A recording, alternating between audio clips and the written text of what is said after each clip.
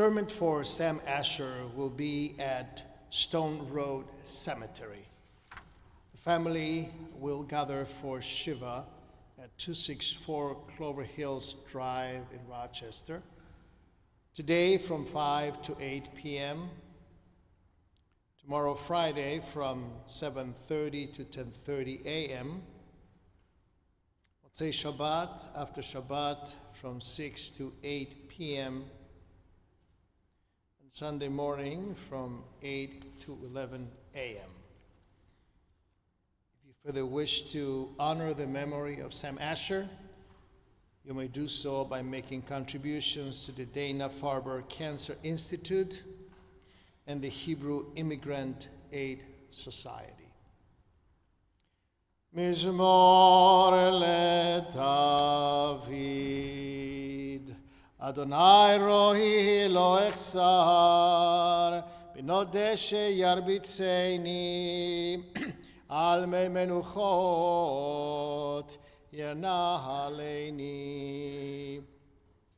נפשי ישובב ינחני במגלי צדק למען שמו, גם כי אלך בגיא צל מוות, לא אירא רע כי אתה עמדי.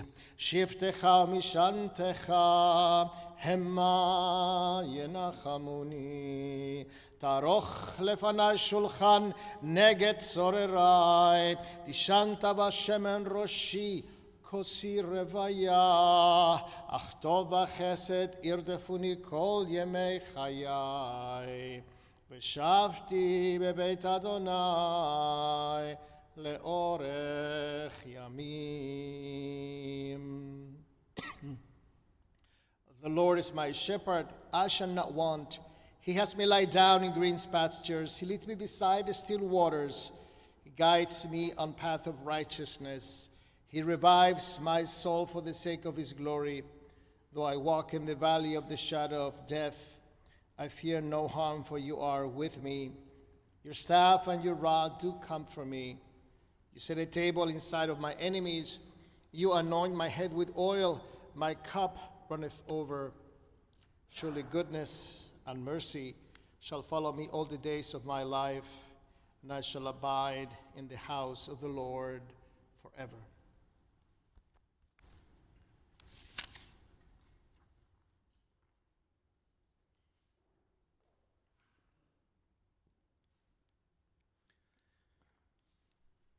Sam Asher touched and moved the lives of his family, of his friends, and indeed the Jewish world, by living and demonstrating the values of the Jewish world, by bringing joy and passion and song to so many. And certainly during his tenure at Temple Beth David, where he touched the Jewish souls of so many and moved them to places that they might never have been able to achieve without the role that he played in their lives. It is difficult to conceive of a world without that act of joy and passion and song living amongst us. And yet one of the greatest tributes that we can play, that we can offer in the memory of a loved one, is to emulate their deeds, their goodness that they accomplished during their time among us, and to remember them as we do so. And so, as we gather here to say goodbye to Sam, we move forward seeking ways to live passionately as Sam did, to live joyfully as Sam did, and to live in song as Sam did. The words of Psalm 41, Adonai Yishmerehu ויחייהו ואושר בארץ, ואל תדנהו בנפש אויביו. May the Lord guard and preserve him, his soul forever. May he be thought of as happy and joyful in the land, and do not subject him to the will of his enemies, to the path of illness and adversity, but remember him in joy and passion and song.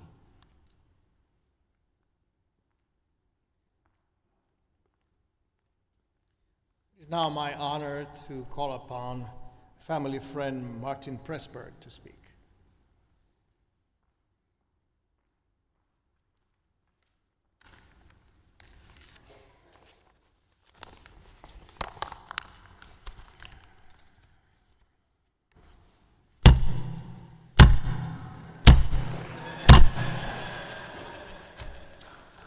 Remember when Sam used to bang on the bima while he was singing? I kind of hated that. It was loud, it was distracting, it was unfiltered. Sam was a pretty unfiltered guy. That was not always easy to deal with. But often, when I was at my best, and Sam was extraordinary in bringing out my best, I got past the distraction and the annoyance and the embarrassment, and I could see the enthusiasm, the energy, the joy.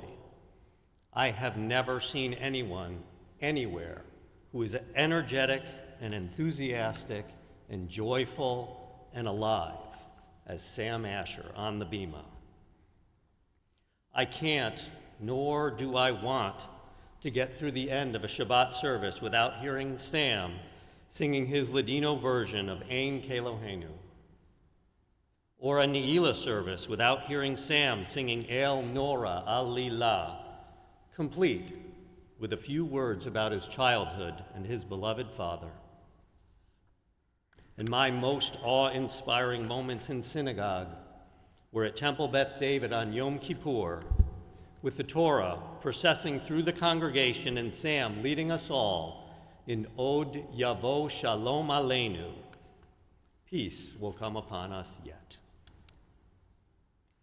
I am blessed to have had the privilege of experiencing Sam the cantor on the bima. I also had the privilege of knowing Sam as a businessman. Sam was a surprisingly successful businessman. I say surprising because while Sam was gifted musically, business did not come to him naturally. And he was the first to express his doubts in that area. He wasn't a marketing genius, or a born salesperson, or an exceptional engineer, but he had something more important. He brought together people he believed in. He inspired us to respect each other and to work together and ultimately succeed. Sam cared deeply about his employees, and they cared back. Here are 3 quick memories that the folks from Asher Computing shared. The first: before I joined Asher or even thought about it, Sam helped me save my business. On his own dime, Sam flew to Denver to help me move out of a co-location and move everything to Rochester. On this same Denver trip, he and I stayed at an Airbnb owned by a woman who was a hospice chaplain. We got into a discussion about music. One thing led to another, and we spent the night singing Beatles together. A second: as the parent of a child with a complex medical diagnosis, I was always touched that Sam would pop into our team calls just to ask how I was doing, and then pop out again just as quickly. And finally, my favorite memories of Sam will always be the sing-alongs at company gatherings that big, boisterous, contagious laugh, and his thoughtfulness. He was a big-hearted man who cared about his employees and made a point to acknowledge your accomplishments and to provide support and comfort for whatever you or your family might be going through. Asher Computing survived very difficult times, and it grew, and it was finally sold in the past year. It is a testament to Sam, the entrepreneur, that his business survived and thrived, and is a testament to Sam, the man, that his people are here today mourning his loss.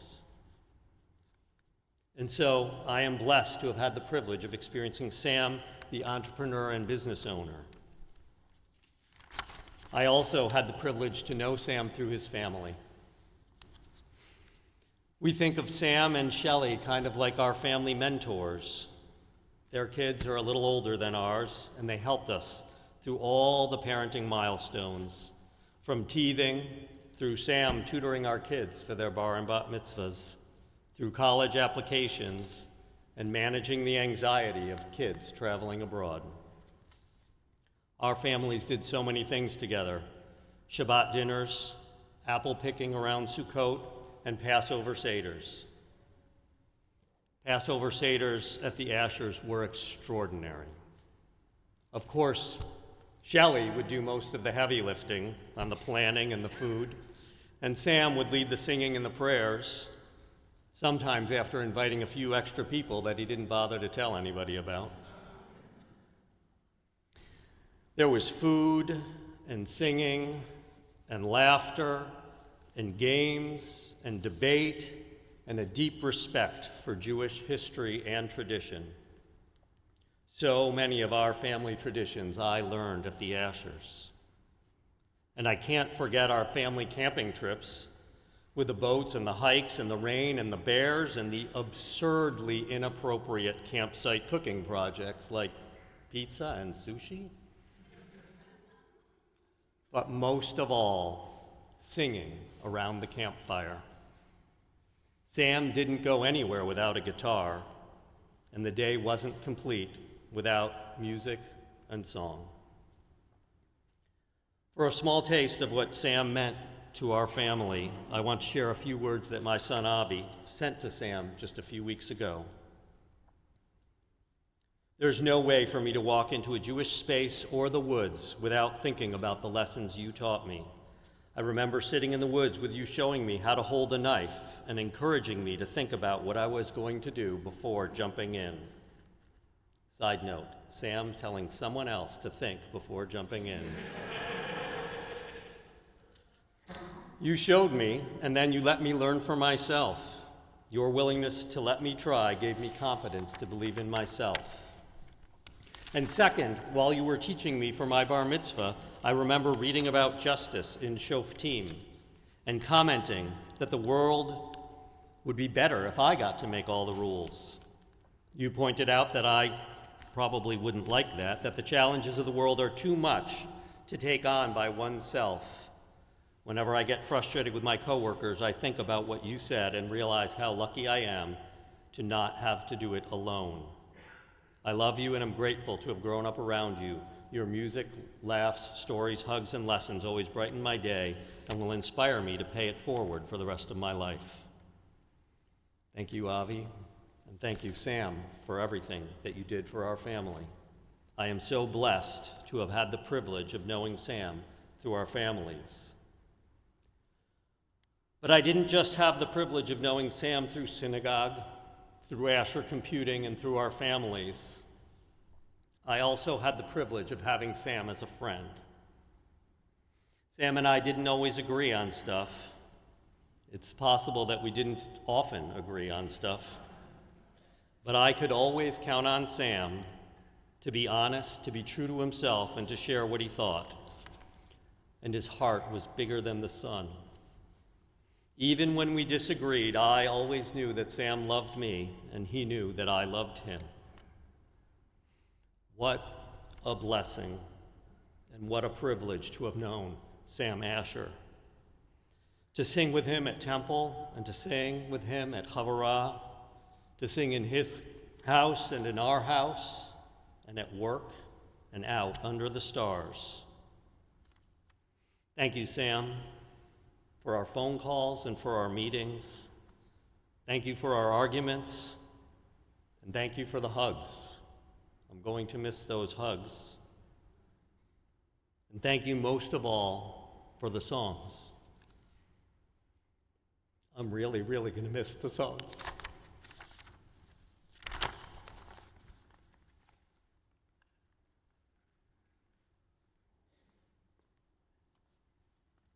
Thank you, Marty, for outstanding resemblance of Sam Usher. We now call upon another friend, Noah Milman, to speak.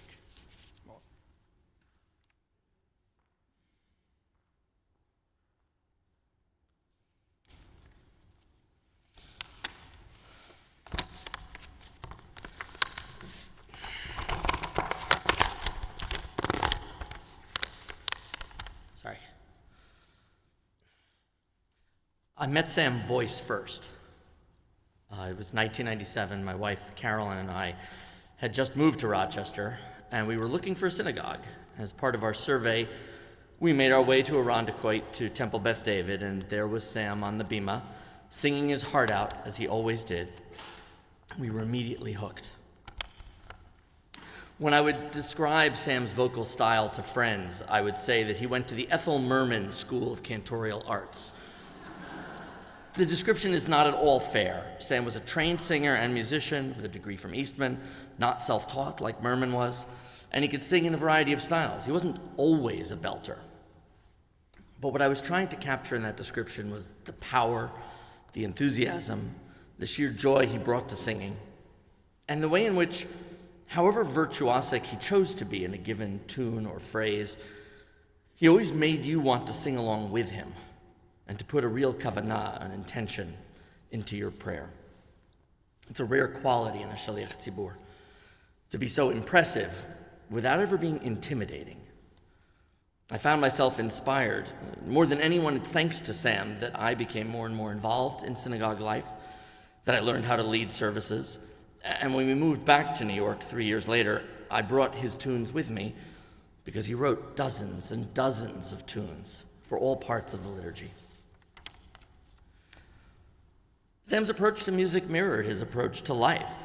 As I got more knowledgeable about Nusach, the traditional chant used for different services, I noticed that Sam's tunes often departed radically from those traditions, and I asked him about that. He laughed and said, the Nusach is just a tune written by some guy. Why shouldn't he be allowed to write another one? He had total confidence, and so no reason why he should have to ask for permission. That laugh. Anyone who knows Sam knows it was even more powerful than his singing voice. It could burst forth at any time in response to a joke or a funny story or an anecdote that struck him as especially telling or particularly filthy, and shake his entire frame.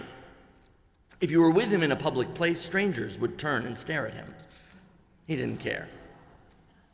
I think Sam was a continual embarrassment to his wife Shelley and his children because of moments like that. Sam cared deeply about other people. He was extraordinarily generous, and with his time and with his heart. But he really didn't care if other people thought he was being intrusive or obnoxious. I remember walking with him in the park once in New York, and there were people picnicking all around. One blanket was strewn with a particularly delicious-looking array of comestibles. And Sam walked right over to the group as they were eating and started asking them what they had, who made it. He was about to ask for a bite when his daughter pulled him away, scolding him. He said to her, "If you eat food that looks good in public, you want someone to notice." Sam wanted people to notice, but he never wanted to hog the attention. He wanted to bring everyone into the spotlight. If he sang the melody, he wanted you to sing harmony. If you were singing the melody, he would harmonize or accompany you on a drum or a guitar. If a whole group of you were jamming on stage, he'd grab his fiddle and come up and join right in. The joy that Sam brought to his life didn't mean he wasn't a serious man. I remember when he extended an invitation to Carolyn and me to join the Friday night chavurah that his family was so deeply involved in. He impressed on me the seriousness of the commitment. It met every other week, and if we were in town, we were expected to attend, to be on time, to bring food for the potluck dinner. It was a small group, and it depended on each other. And if we weren't prepared to be dependable, he needed to know. Nor did it mean he lacked Futsuris, even before his final illness. For most of the years I knew him, Sam was stressed about his software business, which he worked at terribly hard. He desperately wanted to build it up to the point that he could sell it and then focus on his music. But as any small businessman knows, hard work is absolutely necessary, but not at all sufficient to guarantee success. There were fat years, but there were lean years too, including years so precarious that in one of them, Sam lost all of his hair from the stress. He worried about his children, even when they were doing well, about their well-being, their prosperity, and most of all, their happiness. Even his troubles, though, he laughed about, constantly. Every time I saw him or talked to him since he learned his cancer had recurred, he laughed about his own inevitable demise. Sam told many stories about his father, Nisim, but my favorite one is from when he was an old man. By this point in life, he'd lost a leg, he'd lost his sight, and he'd certainly never gotten rich working as a bookkeeper for a synagogue in Utica. But unprepossessing as he was, people came to him for comfort and advice. And after one of those people left, he turned to his son and said, "Look at me. I'm poor, I'm blind, I'm lame, and they come to me and tell me their troubles." And then he laughed. Sam was like his father in that way for me. And our friendship only deepened over the years, even though we saw each other infrequently for most of that time. We talked and complained about the usual things: politics, religion, marriage, love, kids, getting older. And because we're both artists, the frustrations of the creative process and the struggle to get one's work out there in the world. But I never had to worry with Sam about how he would take something I said. If we disagreed, even vehemently, it never hurt our friendship. And if I had sorrows to share, he was always there with sympathy. And if I was ashamed or embarrassed about something I'd done, he would listen, and then, well, he would laugh. And pretty soon I'd see my behavior as pretty laughable too. I'm not sure I know anyone else who can do that so reliably. Just as I'm not sure I know anyone who can so reliably bring a disparate group of people together in song. He gave me so much, and I'm going to miss him for the rest of my life. But I do have hope that what he gave will keep on giving, even now. I know I'll keep singing his tunes and teaching them to others. I'll try to live up to him as well, being someone who can laugh at life and at myself, and help others to do so too.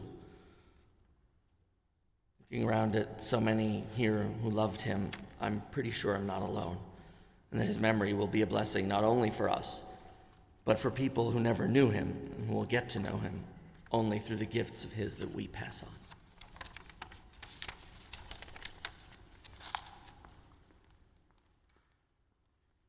Thank you, Noah, for a very inspiring eulogy. We now call upon Ivon to say a few words. Ivon is oldest child of Sam and Shelley Usher.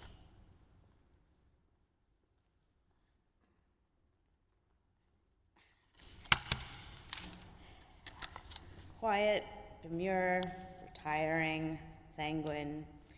None of these words described my father.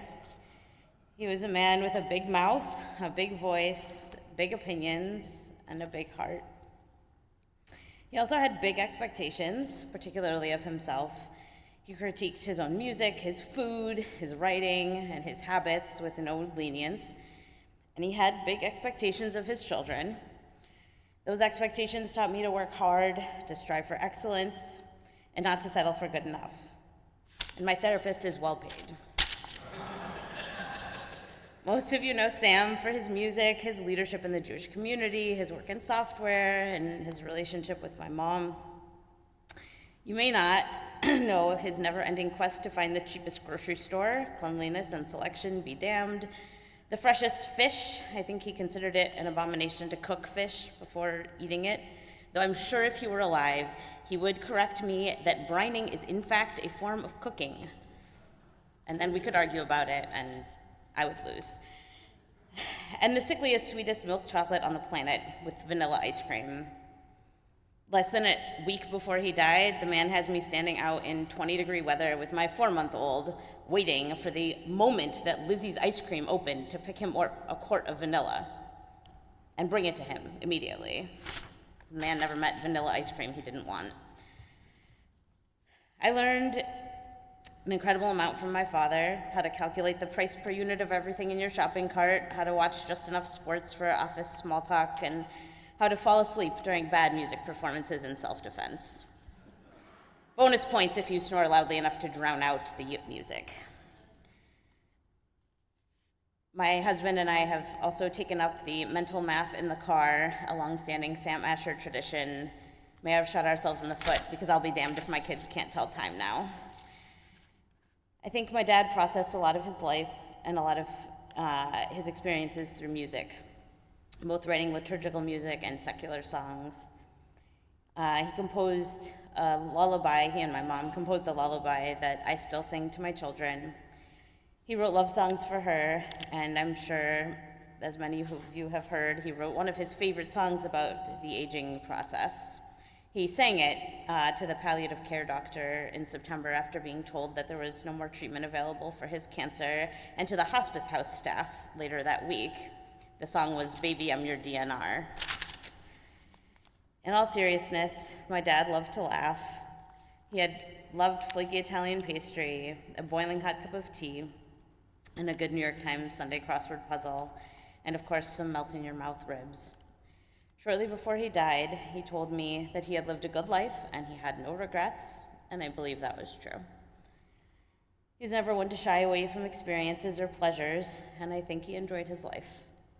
I will miss him dearly: his booming laugh, his beautiful voice, his eternal enthusiasm and energy, and his enduring love for his family.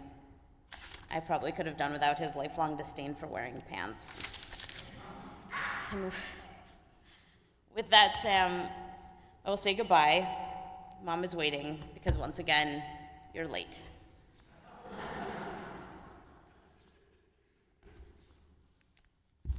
Thank you, Ivon, for bringing the image of Sam being a father. It was loud in the synagogue. I cannot imagine how loud it was in his car with all of you in it. Thanks, Noah, for bringing this idea of projecting his image forward to the future generations, and Marty for bringing that rhythm from the get-go that immediately made the right association with his personality and shul. Thank you, Rabbi Silbert, for giving us the scope of Sam Asher in our congregation, reaching to Temple David and other synagogues in town. Our rabbis were careful readers of the Torah, and they were close observers of human nature. And they asked the following question: why is it that God Almighty created all of humanity from a single human being? Why didn't God create humanity as a group, as the Holy One did with other creations in the world? And one answer of their answers is to proclaim that the greatness of the God Almighty is the fact that a person stamps many coins with one seal and they are all alike. But God has stamped every person with the seal of the first human being, and yet none of them is like their fellow. In this observation, our rabbis were helping us to see that every human being is unique. Regardless of similarities in appearance, each of us is a unique individual and irreplaceable. Judaism tells us that though we cannot determine the length of our life, God has given us the ability to determine its quality. It is up to us to take it and make it a beautiful and a valuable life. And we can do this no matter how tragic our circumstances may be, or how wonderful our lives might be. Sam was a unique individual in terms of his place of birth, his personality, and his wide range of skills that he managed to possess. Born in Cairo, Egypt, his family immigrated to Utica, New York, but first they stopped for some time in Italy. He grew up mainly with his father and younger sister, Vicky, though he remained close with all of his siblings throughout his life. He loved and idolized his father. He quoted him all the time and had a tremendous love and respect for him, for his beliefs, for his intellect, for his traditions. The great preacher, the Maggid of Dubno, taught this truth in a striking parable. A king once owned a large, beautiful, pure diamond of which he was proud, for it had no equal anywhere. One day, the diamond accidentally sustained a deep scratch. The king called in the most skilled diamond cutters and offered them a great reward if they could remove the imperfection from his treasure jewel, but none could repair the blemish. The king was sorely distressed. After some time, a gifted lapidary came to the king and promised to make a rare diamond even more beautiful than before the mishap. His confidence impressed the king, who entrusted his precious stone to his care. And the man kept his word. He engraved a lovely rosebud with superb artistry all around the imperfection and used the scratch to make the stem. In many ways, Sam Asher was that kind of superb artist. He was a true craftsman of the spirit. Though life bruised him, wounded him on different occasions, he used these scratches to etch a portrait of beauty and charm around his life. His strong voice carried the Shabbat melodies and others he himself created. Taught those special Egyptian Edot HaMizrach and Sephardic melodies to anyone who was interested in listening to them. Music was always deeply important to him. He had begun playing the violin as a child with an incredible talent. He taught himself to play piano and guitar and went to Eastman Music School while he was enrolled at U of R. I think music, many of us think that music was the way he expressed his deepest feelings. It's the way he saw life, because he wrote music for different stages of life, as Ivon expressed so well, until the very end of his life. He wrote song for his wife, Shelley, of blessed memory. When they met, and later on, after many decades of marriage, he was very prolific in the world of music and also in the world of education. Loved Judaism with such an intensity that he was able to proclaim Judaism not just to Jewish people, but to community in general, as he held a class at Nazareth College and trying to have a minyan there of all sorts, including all people from all walks of life. At Temple Bethel, he conducted Friday nights and Shabbat morning services many times. If I was out of town, I would call on Sam to cover for me. And during the high holidays, we enjoy for 1 or 2 years that he will be included in the fall of what Bethel will offer to the community, because he had that music and that inspiration that people came to see him and enjoy the high holidays. This week's Torah portion is Parashat Vayishlach. And you will see the patriarch Jacob preparing himself to encounter his twin brother Esau. But before that encounter, This angelical being, half man, half angel, sees Jacob, wrestles with Jacob, and changes his name.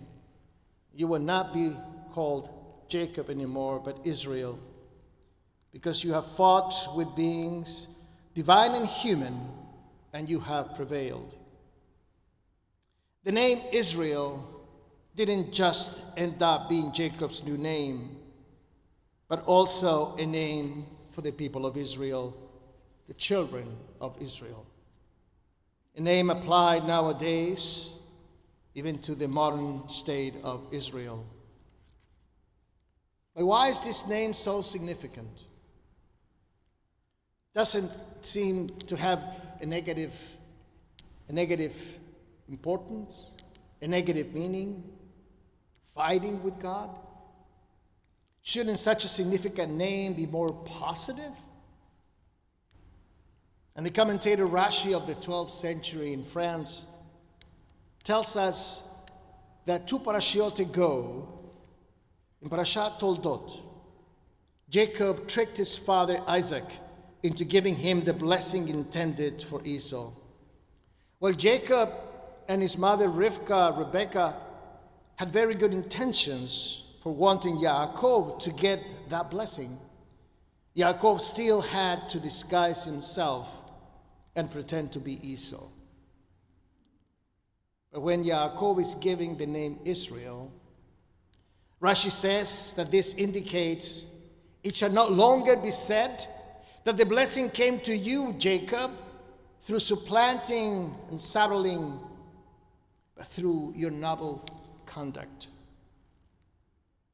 Srara in the Hebrew came to you in an open manner.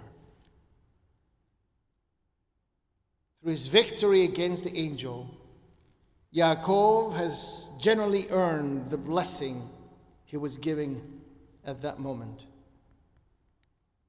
So the name Israel is not about discord. It's about striving towards goals and working to succeed nobly, even if that means overcoming challenges. I thought of Sam about the story of Jacob, because he strived through life to gain and to win a sense of authenticity with a unique voice, a unique volume, a unique interpretation of our traditions. He represented many times Am Israel from the pulpit with emotion, with sound, with genuine inspiration. Even my son Ethan, who called me half an hour ago, said to me, I'm so sorry that he has passed away, because I admired him. Not very often, the rabbi gets a text by someone who's about to die. And he said the following: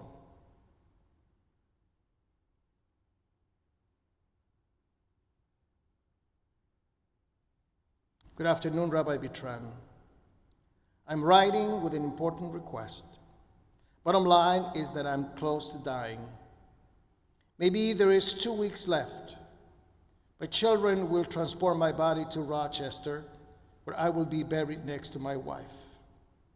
Would you officiate the ceremony? Don't know when that will be, obviously. We'll have to transport my body from a funeral home in Massachusetts to one in New York. I am hoping for a service at the funeral home, then the burial. This is an emotionally packed time for the children, who probably will want to talk. If you will do this, it will take a large load of my mind. You have meant a lot for me and have always respected me professionally. For that, I will always be grateful. Sam Asher. To his family, to Ivon and David, to Isaac and Mariah, when to the grandchildren, Gabriel, Eli, Noah, to his siblings, Rachel, Henry, Isabella, and Vicky, to his sister-in-law, Jill, to their nieces and nephews and dear friends, we say now, it is God and not us who makes the final judgment. And God has seen fit to take him from us. And we must say, Adonai Natan va Adonai lakach, Yehi Shem Adonai mevorach. The Lord gave, and now the Lord has taken away. Blessed be the name of the Lord. Sam has lived a life of good deeds. He was challenged, but he has come out triumphant. He has brought joy to so many and helped so many people to live our Judaism. His passing leaves a void that will never be filled. He leaves behind a name that will inspire all who knew him, and we believe the generations ahead. May his memory be a blessing to all of us. Yehi Zichro Baruch. Tehei Nishmatot Shura B'Torah Chaim. May the soul of Chazan Shmuel ben Nissim be bound up in the bonds of life eternal. And let us say all together, Amen. With Sam, we always try to bring Sephardic nuances to our davening. I was constantly asking him to do a Sephardic Friday night, and he did. And I was always trying to bring into the liturgy something that would be Sephardic, especially when he was davening from the Amud.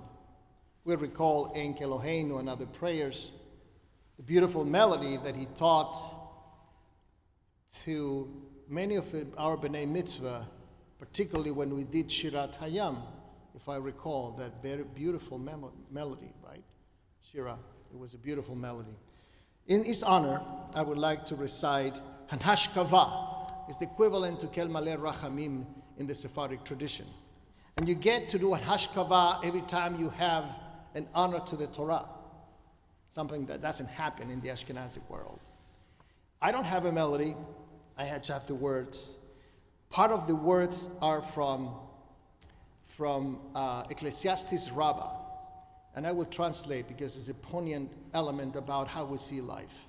We ask you right now to rise for Kel Maleh Rachamim, or the Hashkava in the Sephardic tradition, which I will recite in Hebrew and then translate into English. I apologize for not having an Egyptian melody to it. הרב טובך אשר צפנת לרעך, פעלת לחוסים בך נגד בני אדם. מה יקר חסדך אלוהים ובני אדם, בצל כנפיך יחסיון. הביון מדשן ביתך, ונחל אדניך תשכם. טוב שם משמן טוב, ויום המוות מיום היוולדו. מנוחה נכונה בשיבה עליונה תחת כנפי השכינה. שם תהא מנת ומחיצת וישיבת נפש השם הטוב, שמואל בן ניסים. רוח אדוני תניחנו בגן עדן, הוא וכל בני ישראל השוכבים עמו בכלל הרחמים והסליחות, וכן יהי רצון ונאמר אמן. How abundant is the good that you, O God, have in store for those who revere you, that you do in the full view of men for those who take refuge in you. How precious is your faithful care, O God. Men's shelter is the shadow of your wings. A good name is better than a fragrant oil, and the day of death than the day of birth. May the destined portion for the soul of Shmuel ben Nissim be true repose under the wings of the divine presence in the heavenly realm. May he and all his people of Israel who had gone before be included in mercy and forgiveness. May this be the will of God. And let us say all together, Amen.